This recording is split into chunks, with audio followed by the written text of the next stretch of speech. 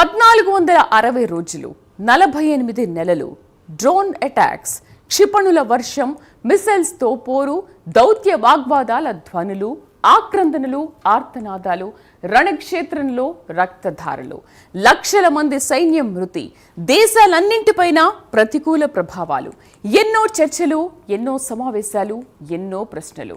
ఇవన్నీ Russia Ukraine మధ్య జరుగుతున్న వార్లో కనిపించే దృశ్యాలు. ఇరు దేశాల మధ్య యుద్ధం 4 ఏళ్లు పూర్తి చేసుకుంది. మరి ఈ రెండు దేశాల మధ్య యుద్ధంలో ఇరు దేశాలు ఏం నష్టపోయాయి, ఏం సాధించాయి, ప్రపంచ దేశాలపై ఏ విధంగా ప్రభావం పడింది తెలుసుకోవాలంటే ఈ స్టోరీ చూడాల్సిందే.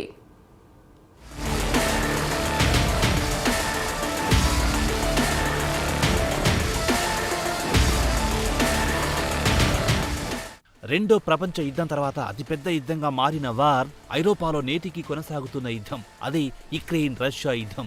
ప్రపంచమంతా ప్రకంపనలు సృష్టిస్తున్న యుద్ధానికి 4 ఏళ్లు నిండుతున్నాయి. ఈ పోరు ఇంకెంతకాలం కొనసాగుతుందో అనే ప్రశ్నకు సమాధానం దొరకడం లేదు. సాధారణంగా యుద్ధం కొంతకాలం జరిగినా నష్టం మాత్రం తీవ్రంగానే ఉంటుంది. అటువంటిది రెండు పెద్ద దేశాల మధ్య యుద్ధం ఏకంగా 4 ఏళ్లు పూర్తి చేసుకోనుంది. ఇరువైపుల లక్షలాది మంది సైనికులు చనిపోతున్నా ఇరు దేశాల అధ్యక్షులు ఎవ్వరూ తగ్గేదేలే అన్నట్లుగా మొండిగా వ్యవహరిస్తున్నారు. ఇంతకాలం తర్వాత, ఇంత నష్టం తర్వాత కూడా ఎవరికి వారు పట్టుదలతోనే ఉన్నారు. డాన్బాస్ ప్రాంతాన్ని తమకు అప్పగించాలని రష్యా డిమాండ్ చేస్తుండగా అందుకు జెలెన్స్కీ ససేమిరా అంటున్నారు. దీంతో ఇప్పట్లో యుద్ధానికి ముగింపు లేనట్లే అనిపిస్తోంది.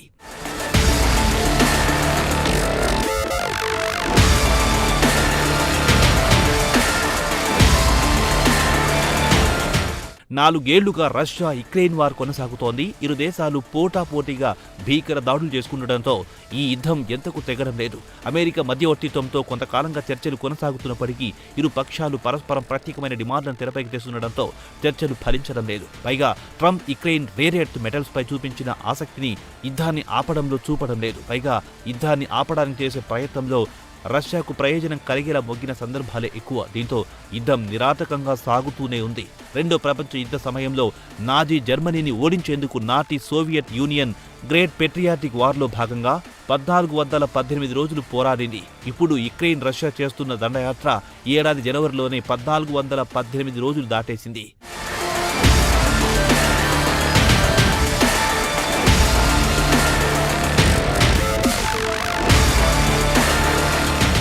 2022 ఫిబ్రవరి 24న రష్యా యుక్రెయిన్ యుద్ధం ప్రారంభమైంది. ఈ యుద్ధంలో ఇప్పటి వరకు 20 లక్షల మంది సైనికులు చనిపోయారని సమాచారం.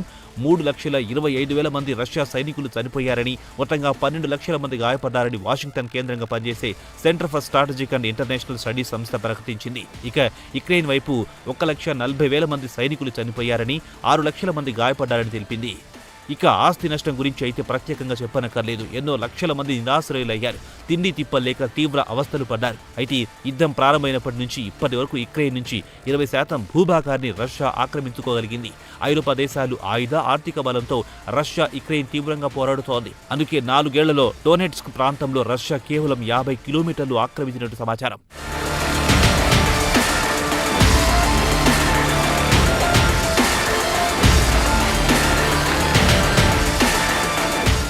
ఈ వారం స్పెషల్గా చెప్పుకోవాల్సిన అంశం మరొకటి ఉంది. అవే డ్రోన్లు. గతంలో ఏ యుద్ధంలోనూ వాడనంతగా ఈ యుద్ధంలో డ్రోన్లను ఇరు దేశాలు విచ్చలవిడిగా వాడుతున్నాయి.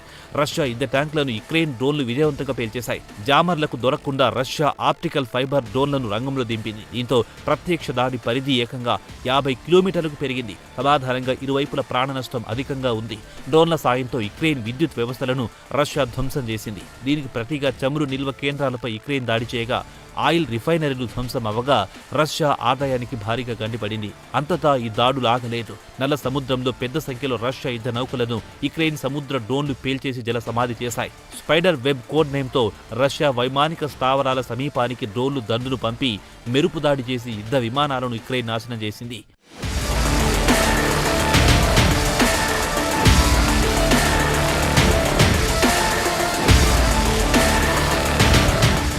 అమెరికా అధ్యక్షుడు ట్రంప్ యుద్ధాన్ని ఆపి ఆ ఘనతను తన ఖాతాలో వేసుకుని అమెరికాలో మధ్యంతర ఎన్నికల్లో విజయం సాధించాలని ట్రంప్ ఆశపడుతున్నాడు. అయితే ఇరు దేశాల డిమాండ్లు దీనికి అడ్డుగా మారాయి. యుక్రెయిన్లో తాము స్వాధీనం చేసుకున్న 4 ప్రాంతాల నుంచి జెలెన్స్కీ సైన్యాన్ని ఉపసంహరించుకోవాలని, నాటోలో చేరకూడదని రష్యా అధ్యక్షుడు పుతిన్ కోరుతున్నారు. దీన్ని యుక్రెయిన్ వ్యతిరేకిస్తోంది. అమెరికా వంటి దేశాల నుంచి భద్రత గ్యారంటీగా ఉండాలని కోరుతోంది. కాల్పుల విరమణకు ముందు ఇవి జరగాలని డిమాండ్ చేస్తోంది. ఈ క్రమంలో యుద్ధానికి ముగింపు సమీప భవిష్యత్తులో కనిపించేలా లేదు.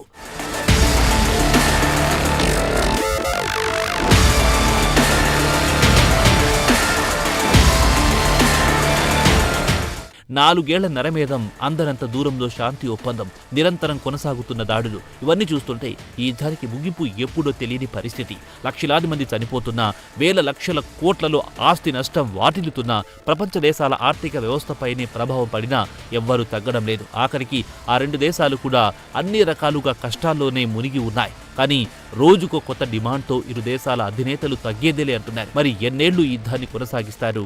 అసలు యుద్ధానికి ముగింపు ఉంటుందా, లేక 3వ ప్రపంచ యుద్ధానికి దారి తీస్తుందా? ఈ యుద్ధం అలాగే కొనసాగితే ప్రపంచ దేశాల పరిస్థితి ఏంటి? ఈ నష్టాన్ని ఏ విధంగా పూడ్చుకోవాలి? ఈ ప్రశ్నలకు ఇప్పట్లో సమాధానం దొరికేలా కనిపించడం లేదు.